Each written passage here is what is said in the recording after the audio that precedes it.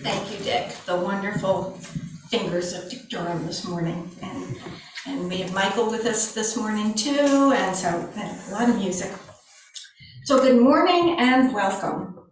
I'm Nancy Holland, your service leader this morning, joined by Reverend Sue Browning and the staff and volunteers as noted in your order of service who make this morning possible. And today we're having a special intergenerational service of Thanksgiving. So we are also joined by many of the youth of our congregation, and we are so grateful to have you all here together today. Our mission at UUCR is to inspire, inform, and support all those who seek spiritual growth and a more equal and just community.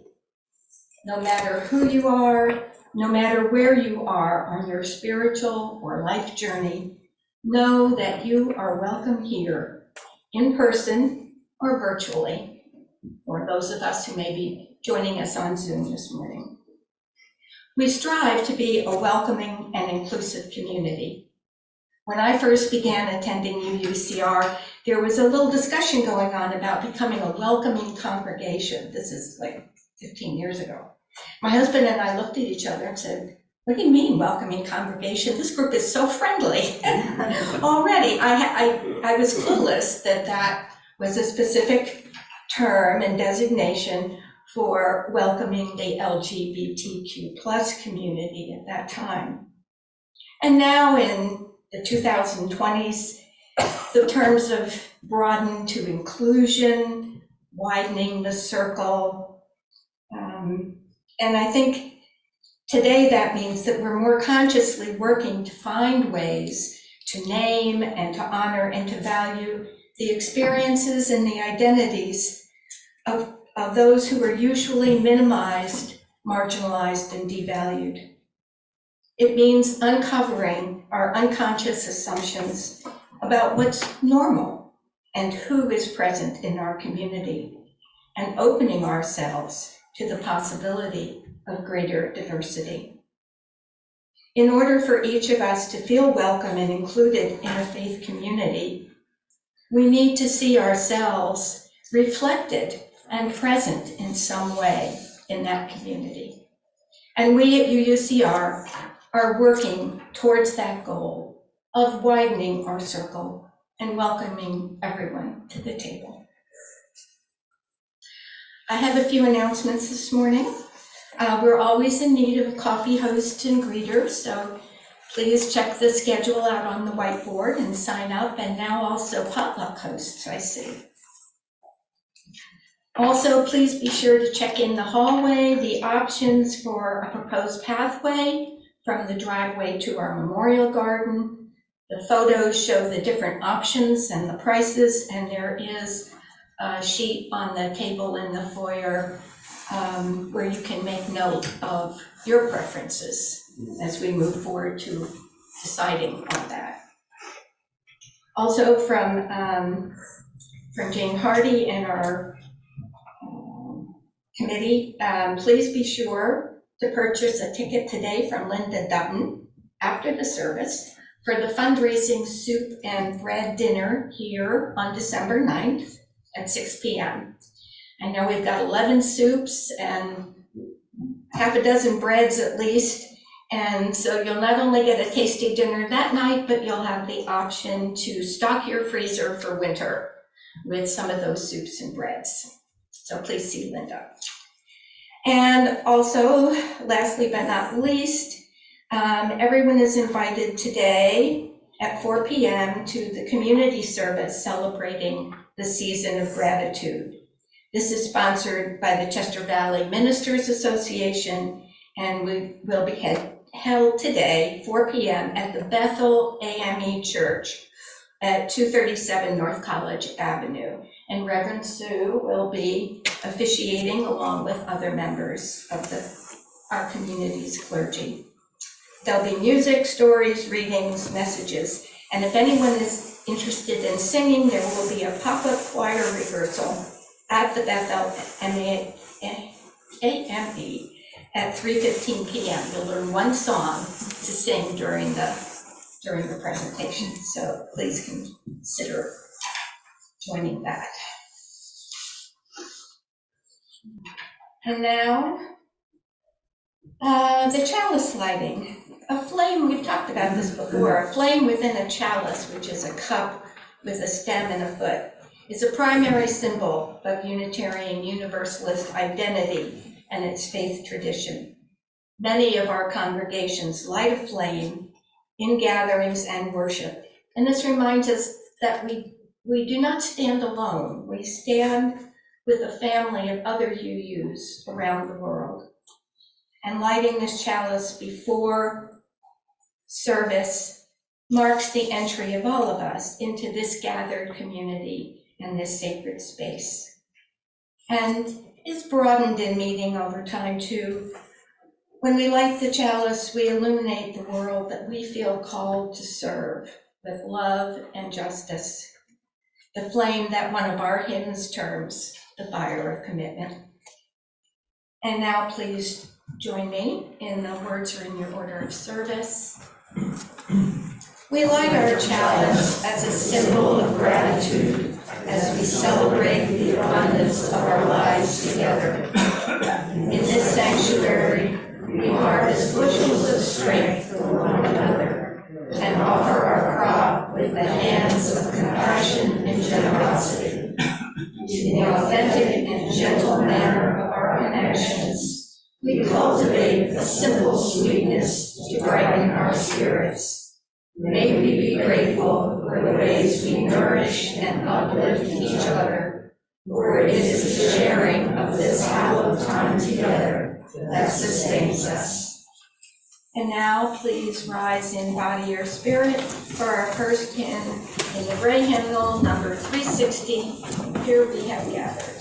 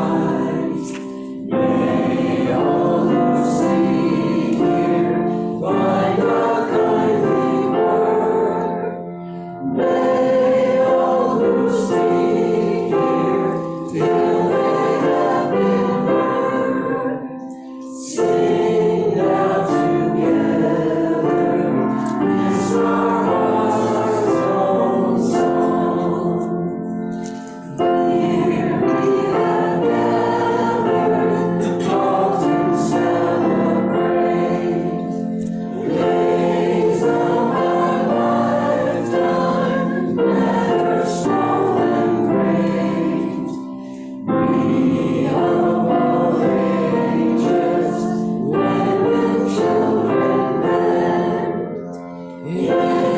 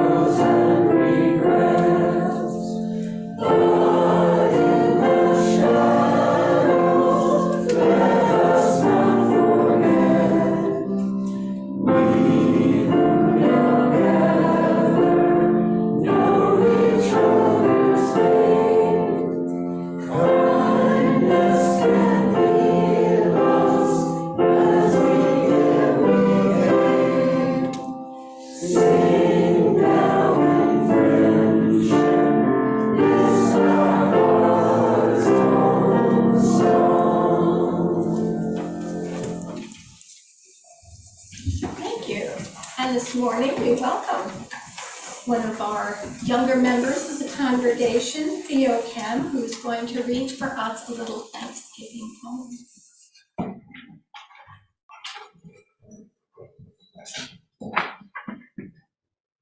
T starts out with turkey and with tofu and together.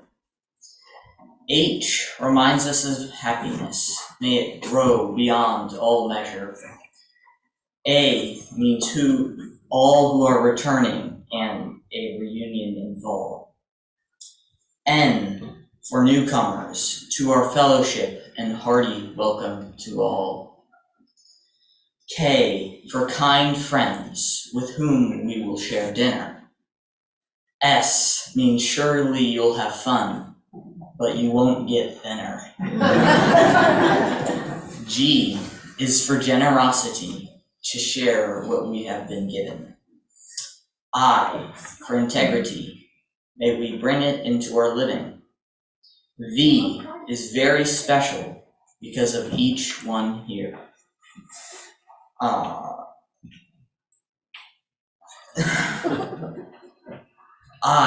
We give thanks for individuals, for each one is so dear. N stands for this nation and its challenges and strength. G reminds us of our blessings and calls us to give thanks. Clap for this.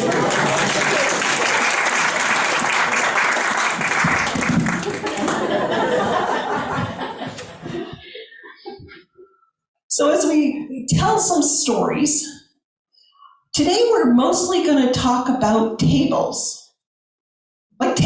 Like the thing you have in your house.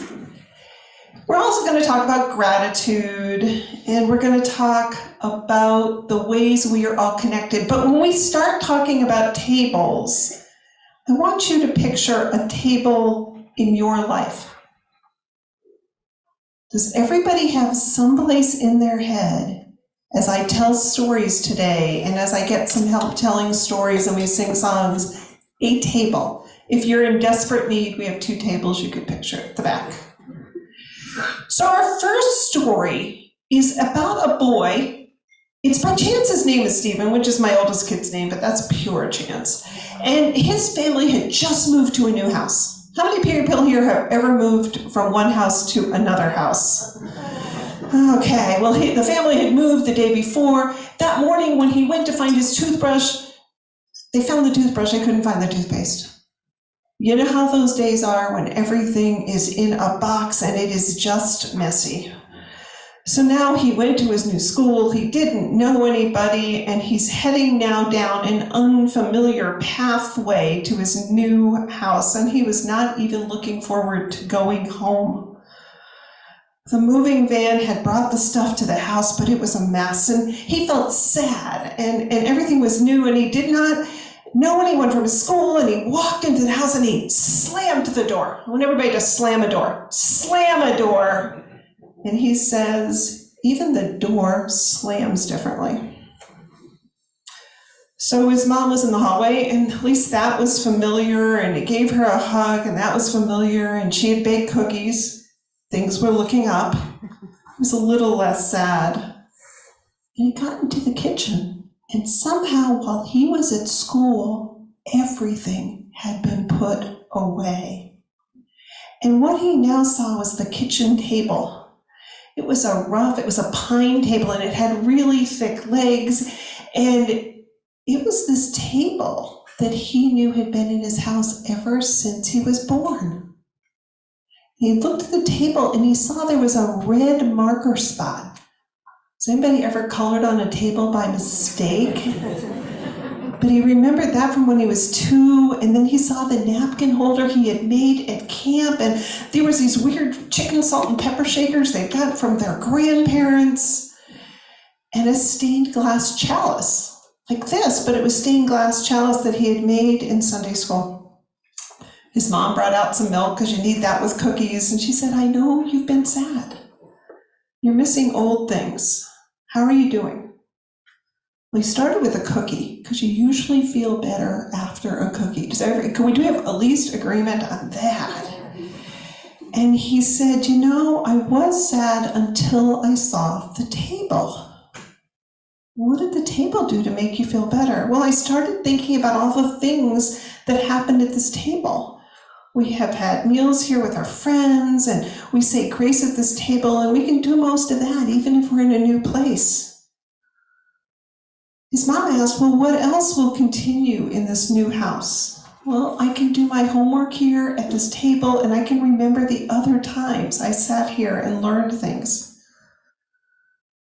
His mom said this, Stephen, for our family, this table is a place where memories, all these things you remember, those red marks and those day camps and everything else, where memories meet new experiences. So our house is new, but the good things that can happen don't change. So now, can everybody think of that table that you thought of at the beginning? Is there anybody here who's never moved? You might have people who, that might be true. Is anybody here never moved? Okay, so we've got that shared across the generations. Have you ever moved a table from one house to another? I looked at the table at our house right now, and I counted up, my parents bought it when I was in kindergarten, and that was my first house, and I can come up with at least 10 houses that table was in, including in one of my daughter's apartments when we lent it to her for a while. So I'm going to ask you to share with one or two of your neighbors. Tell them a little bit. We're going to do this for like 1 to 2 minutes about the table you were thinking about. Just find 1 or 2 other people and just tell them about the table you were thinking about.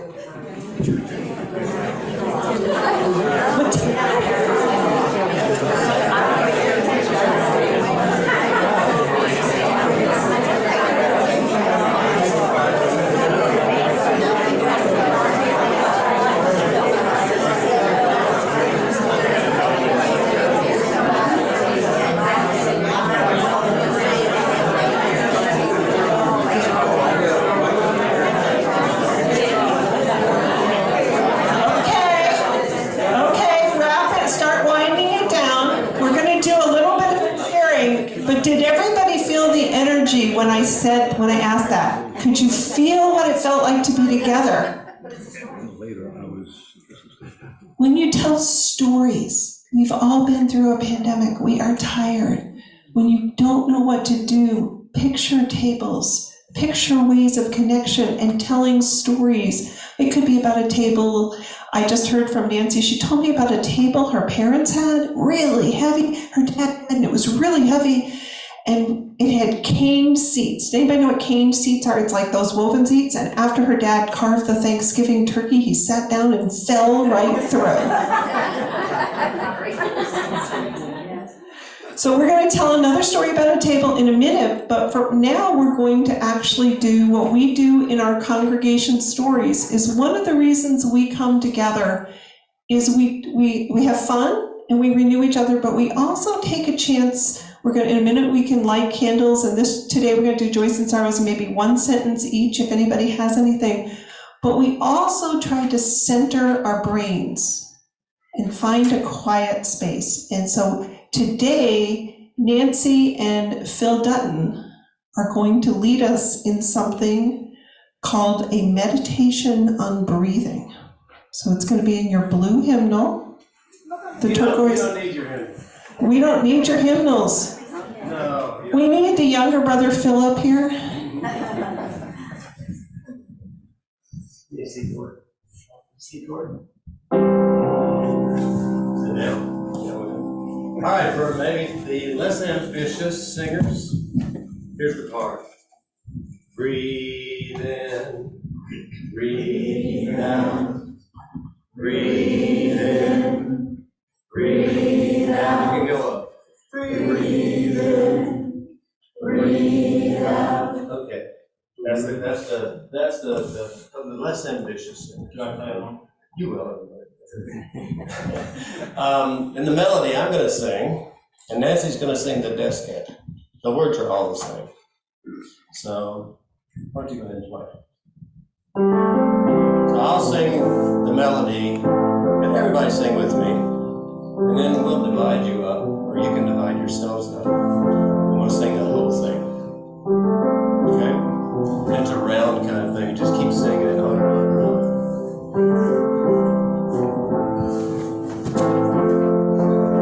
When I breathe in, I breathe in peace. When I breathe out, I breathe out love. When I breathe in, I breathe in peace. When I breathe out, I breathe out love. Great. When I breathe in, I breathe in peace. When I breathe out, I breathe out love. When I breathe in, I breathe in peace. When I breathe out, I breathe out love. When I breathe in, I breathe in peace. When I breathe out, I breathe out love. Now you're being unison now. We can't do that. Who's gonna do the bass part? The less ambitious singers. Breathe in, breathe out. Who's gonna do that now? You gotta keep doing it. No, not everybody. Breathe out. Now the melody. Who wants to sing the melody with me? Okay? And the rest of you sing the descant. Okay? Let's start with the bass line. Breathe in, breathe out, breathe in, breathe out. When I breathe in, When I breathe in, I breathe in peace. When I breathe out, I breathe out love. When I breathe in, I breathe in peace. When I breathe out, I breathe out love. Breathe in, come on. Breathe out. When I breathe in, I breathe in peace. When I breathe in, breathe out. Breathe in, breathe out. One more time. When I breathe in, I breathe in peace. When I breathe out, I breathe out love. When I breathe in, I breathe in peace. When I breathe out,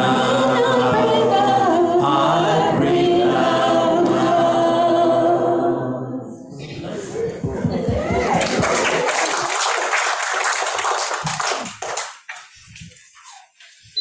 Good job, everybody. We've sung that before, but not in a while, right? Okay.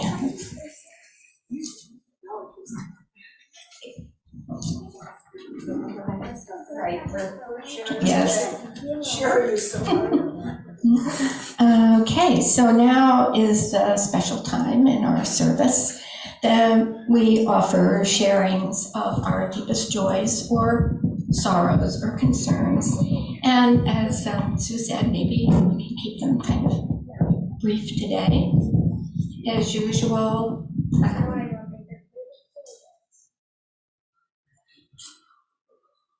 I'll light the first candle for all those involved with COVID, all those facing illness, injury, sickness, and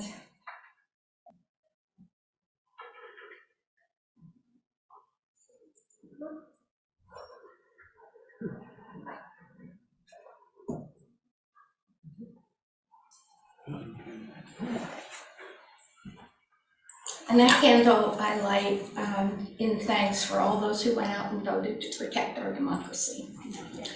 And if anyone would have something they would like to share this morning, please come up and share briefly. Actually, I actually wanted to light one more candle today. Even with our kids here, there's sad things that happen in the world. And there were at a couple of different colleges this week, some shootings. And there was a shooting in Florida last night that was very harmful to particularly the LGBTQ community. So we light this candle thinking of all the people who are struggling in sadness this morning.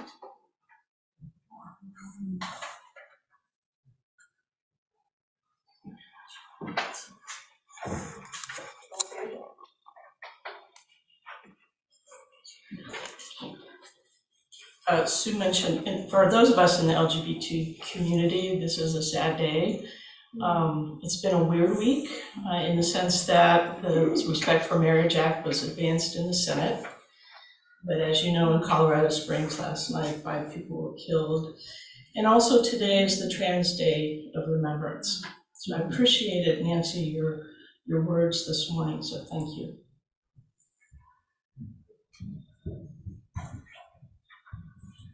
I have a joy that my 2 adult children are together with their spouses. My daughter, who lives in Sarah, and her husband Tyler, who live in Church Hill, traveled down to Wilmington, North Carolina for the weekend. And they're with my son Andrew and his wife Sarah, and our granddaughter Logan. So it's the first time the 2 couples and the grandchild have been together, and they're enjoying themselves. So it's just real neat.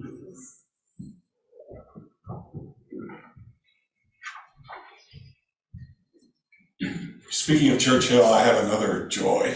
My father and I went to the Church Hill Theater last night on one of the last performances of The Outgoing Tide. And if you haven't seen it, I highly recommend you consider going to the last performance, which is at 2:00 today, I'm pretty sure. Usually they have it at 2 on Sunday. And it was a really well done production, wonderful set. It's set on the Chesapeake Bay, the northern Chesapeake Bay. And it's dealing with issues of aging and dementia, but it's also very funny, just really well done. And intense.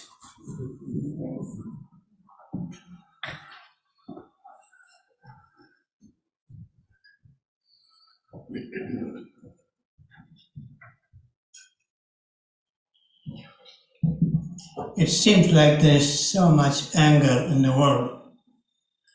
Perhaps the pandemic increased the level of anger, people to people, nations to nations, and you can see how much killing we are having in this country. The flame is where we should burn that anger. I hope we can take a moment, because anger throws our mind to delusion and do crazy things and say crazy things. If you could only take a moment and pause when we are angry, we might not do what we are when we are under the delusion of anger. But we fail to pause, we just react and do something crazy. So I hope by burning a candle we are burning the anger. And I hope we will reflect on this, because that's the biggest enemy mankind has, anger.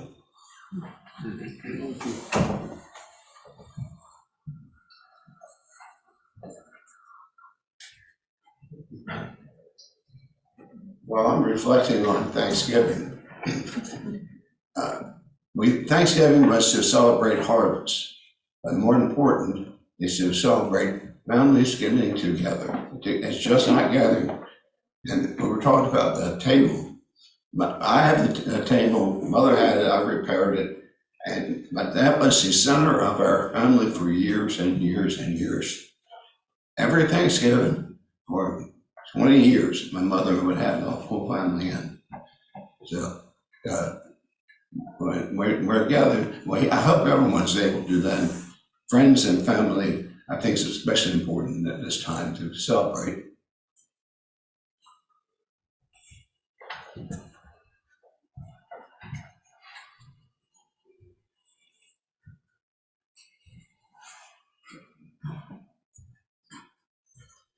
I'm glad to report that we had our first potluck since, when was that?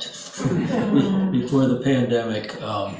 And it was very nice. It was so relaxing that I forgot to take any pictures to record it, so keep it in your memory. And thank you for the students, Marty and Constantine, for hosting. So thank you very much. Yeah, and I also have a touch of prostate cancer, but I've been to 3 doctors so far. The main thing is I'm not going to pass on soon, so I'll be with you for a while. And I'm going over to Hopkins to get another opinion to see what we're doing. So, there.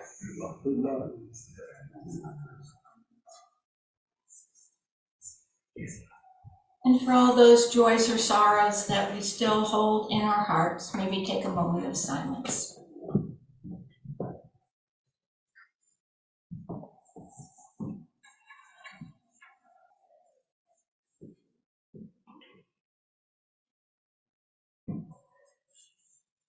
Blessed be.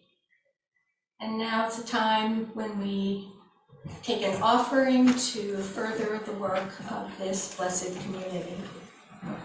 And Dick is gonna tinkle the keys again. Word.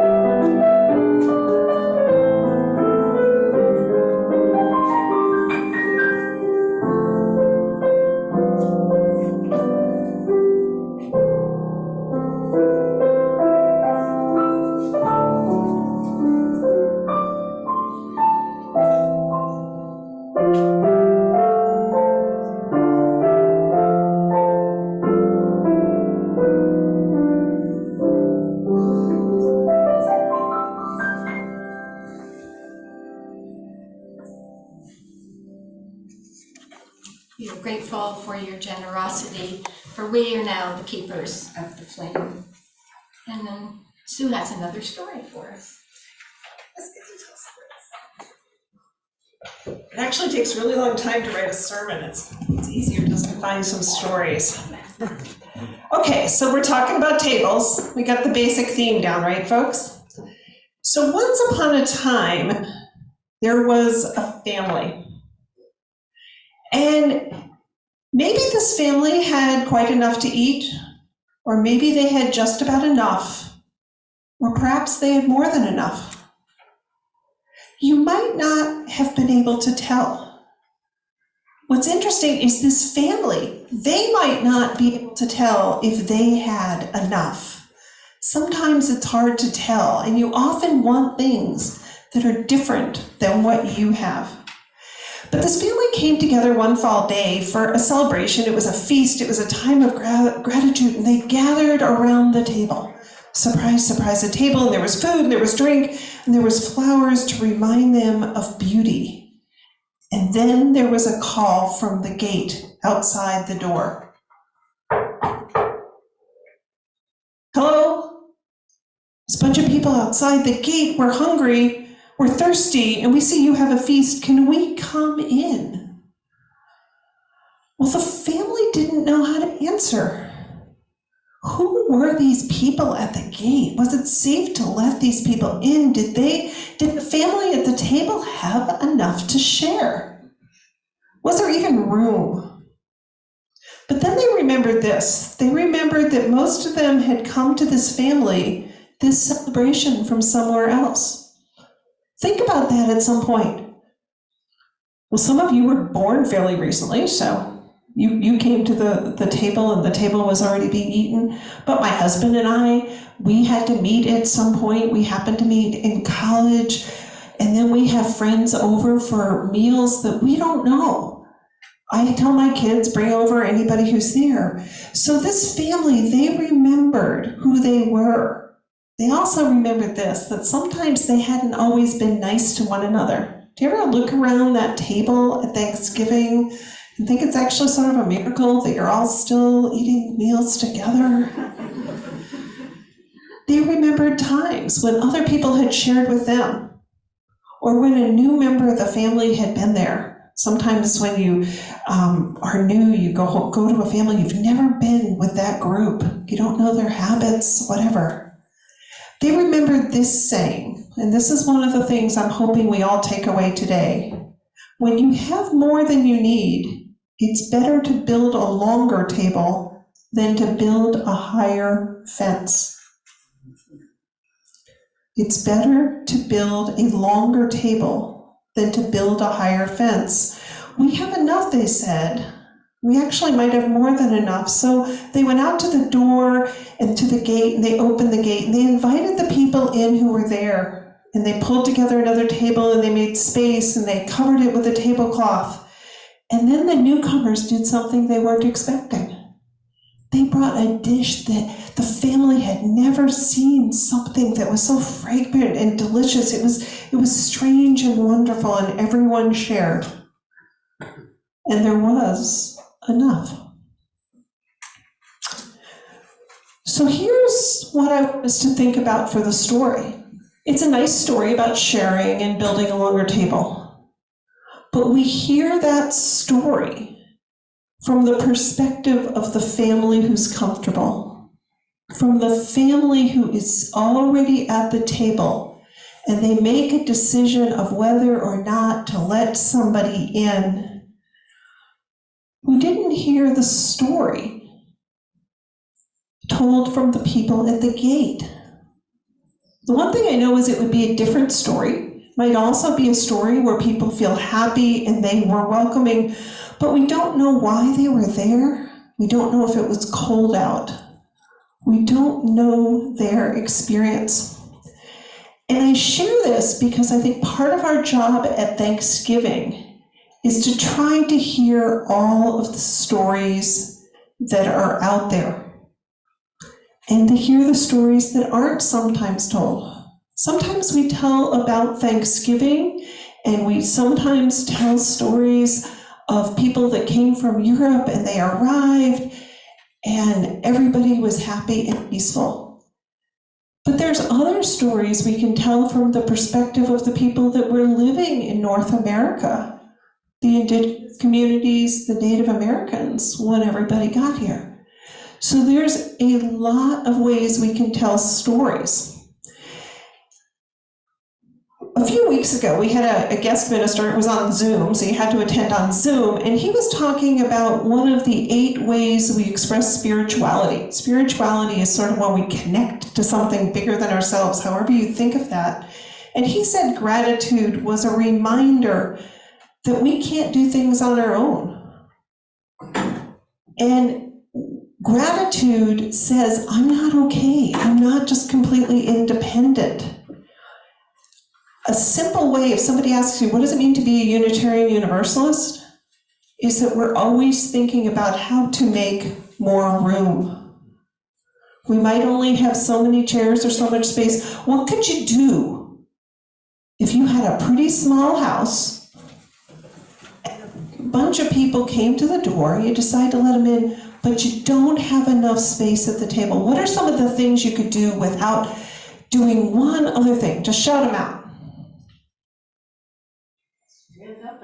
Stand up and eat. Has anybody ever been to a place where you actually don't sit down at the table for the meal? Sit on the floor. Sit on the floor. What else could you do? Chair. Share a chair. Find somebody else fairly small, it works out better. What else could you do? Come on, we've got other ideas. Eat in shifts. Card tables. Eat in shifts. Eat in shifts. Eat outside. Eat outside. Pull out paper plates. What are the different ways that you can make room? Maybe you make a donation. Maybe you can't quite get folks in there, but you want to make sure other people have food. There's not one ways to do things, and there's not one set of stories at a given table. Think about what it's like to be in New York State this week. Who knows what happened out way in Western New York State? Vita, you're answering all the questions. 6.5 feet of snow yesterday. Can you drive a car when there's 6.5 feet of snow? Some people could, but John Ramsey, that's not a good idea. What are other things that screw up your holidays? Has anybody had a holiday through Zoom? Raise your hands if you've done a holiday through Zoom. That was a lot of hands. We wouldn't have thought of that 3 years ago, and I don't want to have to think about it too much more, but you can't always travel. We had, a couple of years ago, Christmas dinner. I put things in the newsletter. We all ate outside. It was 30 degrees. We built a fire, we had lasagna, it all worked. COVID disrupted things, there's lots of ways, but our job, like Nancy said at the beginning, is to be always thinking creatively. How do we draw a circle wide? Not just thinking about who's currently at the table, but who might want to be there, or what other table we might need to join, or ask somebody, hey, can I come over to your house? You don't know what you need, but tables are about joining. So at this point, I'm going to ask anybody who was asked to help with bread communion to go back with Miss Linda, with Linda Dutton. If you are under the age of 20 and willing to help, that would be great, particularly a couple kids that are big enough to start with the table in a minute. And I'm going to tell you a little bit about how Unitarian Universalists celebrate something called bread communion, because you might see the word communion, and it is not communion as many folks grew up learning about it, but it's communion about building community in ways of gathering. So Nancy and I, do you have your microphone? Let's see if we both have a microphone. Yours is dropped out. Yeah, well, we'll see. We both have a role, so we're going to do the best we can, and I will see how it works. So we're going to now start something called bread communion. Nancy, do you want to get us started here? Sure. Perhaps, hopefully, you are going to gather with family or friends this week and share a harvest meal. In the US, we call this holiday Thanksgiving. Nearly every culture in the world has some kind of holiday or ritual to give thanks. This morning, we are setting a shared table as a reminder of the many ways that we are grateful today. So the one thing we didn't put in our script, because we assumed the table would be here, could we have some people bring forward our table? David Beeler, do you have helpers with that? Not today. I'm just a kid. A kid at heart. David Hart, maybe you could help David Beeler here. Let's see what we need. Yep. Wow. Okay. Pretty fancy table, huh? We now invite forward those who are going to spread the cloth. And we may need a second person to help here. Amy Warner, you want to come to one end of that? We spread the cloth to represent the interwoven threads of our many lives, which we weave a fabric of our congregation. Like the threads of this tablecloth, ours is a community of many colors, many ideas, and many opinions, many voices, and many ages.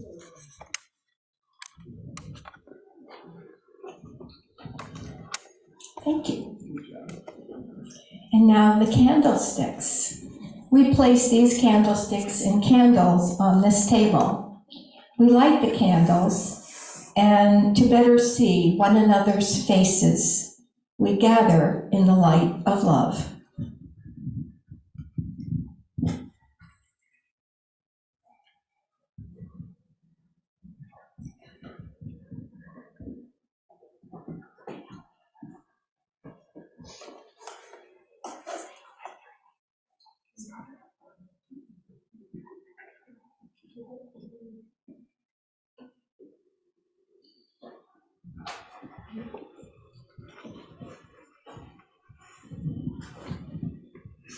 We bring flowers for the table. Our hearts welcome the beauty of flowers, nature brought into our midst.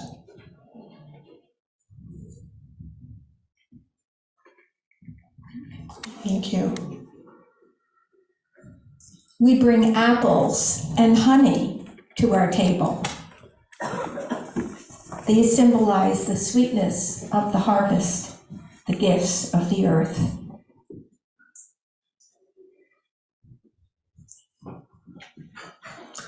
And in many cultures and in many religions, bread is a part of a shared meal. Bread can symbolize many things, reminds us of many traditions. Wheat bread, muffins, oh, really cool stuff, sugary stuff. All of this sustains us. May this bread be a reminder of sharing our life, the sharing of our bounty of life. I like this, bread and butter, and we'll have probably some more flavors. Let's see, they're gonna keep bringing them in. Go for it. Can we fit them all? What are we gonna do if we can't fit it all? Oh my gosh, Nancy, what are we gonna do? Maybe a chair. I got an idea. We'll put on a chair. You got it. There we go. We extend our table. We put the fruit around. Behind you, maybe. We can put stuff behind. Oh, how about over on this table? Back here. If anybody's tried to move this table before, it's really, really heavy. Well, that's fine. We can leave some on the chair, some there, because we're going to figure out a different way. That's great. Elias, you can go ahead and move that back. Wow. If you put something in the newsletter, that's wonderful. So a gratitude to all of our helpers. And now I'm going to bless this food, and then Michael, Casey, we're going to sing We Give Thanks before we share it. We lose Michael. Oh, there it is. He's right there. We offer our thanks for the bounty of this table. We thank those whose hands planted the crops and those who picked the harvest. We thank those who made the bread. Spirit of life, Spirit of love, we give thanks for this table, this community, this reminder of our need for the communion of minds, hearts, and spirits. We are each other's harvest. So we're now going to sing twice. We'll sing it twice through. We give thanks, which is 10:10.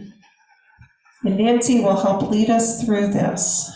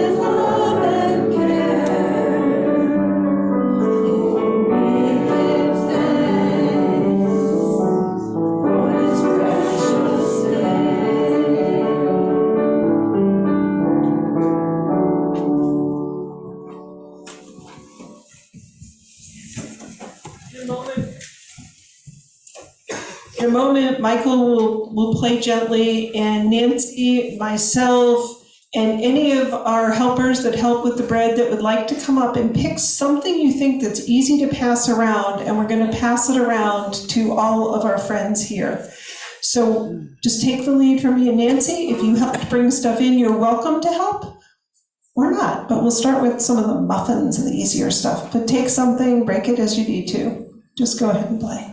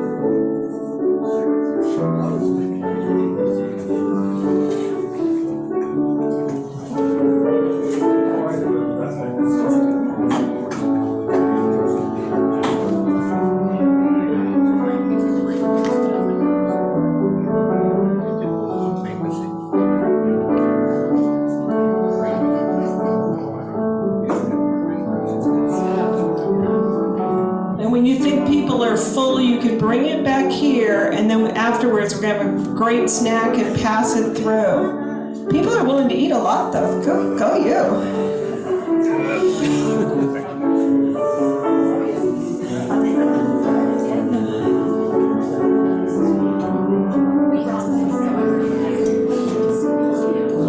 Wow, lots of sharing. Just bring the plates back up to the front, and we give gratitude everyone who had something here.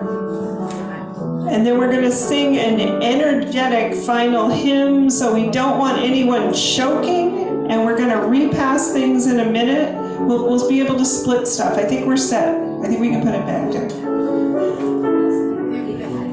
Yeah, thank you so much to our helpers and to everyone who brought food. Everybody should leave with something. We have plastic bags. We've got a plan, sort of. Well, actually, we don't have a plan, but people who are willing to help us distribute the food would be great. So our final hymn today, so we're going to do a final hymn, extinguish the chalice, and say thank you to one another for this special time. The final hymn is 368, so just sort of put your food down, juggle around, you're in this hymnal, and we're going to play this one really fast to find out how quickly you can sing after you've eaten and after you've had a non-traditional service. So please rise or stay seated or do whatever you want for 368.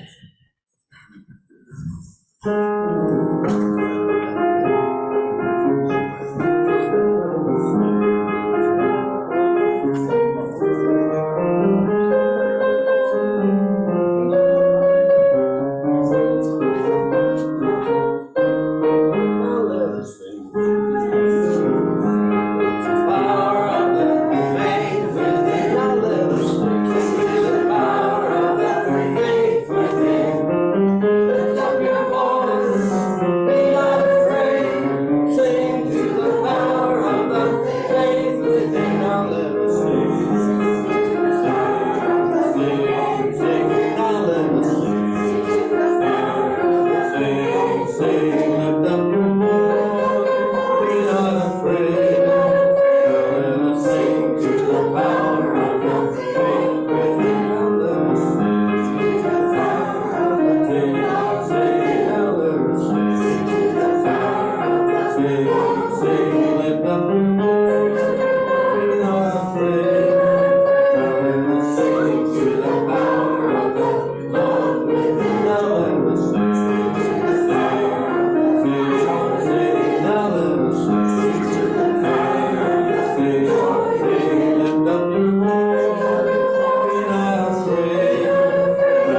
sing to the power of the joy within.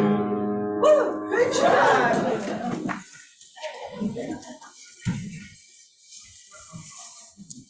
Nancy, I have lost everything. I don't have much more written down. We close this service and we're going to extinguish the chalice and then feel free to get more food. We're going to have a postlude from Dick. But we close picturing that table that you pictured at the beginning of this service.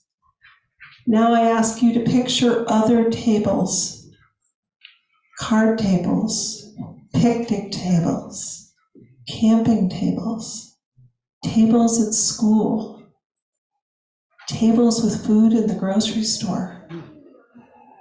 We close thinking of the many ways that tables help us build community, that this season of Thanksgiving and gratitude bring us together and help us draw the circle wide.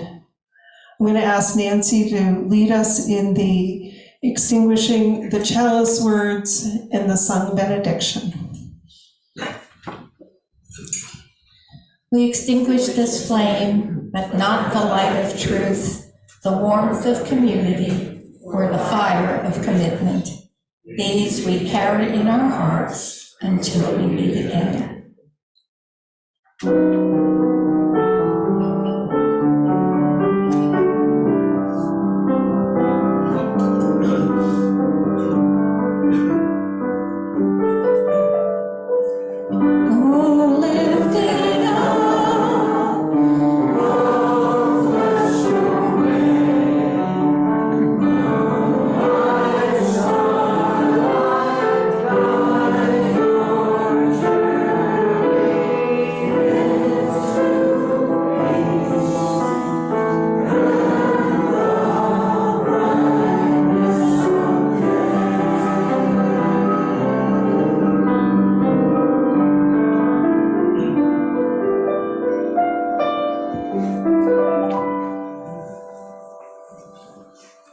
And a reminder, we do have the newcomer group session whenever Diane's ready to start that. And Dick, if you want to give us some music as we gather food and do whatever we're doing here, we have been grateful to be together. Here comes some energy from Dick for us to leave.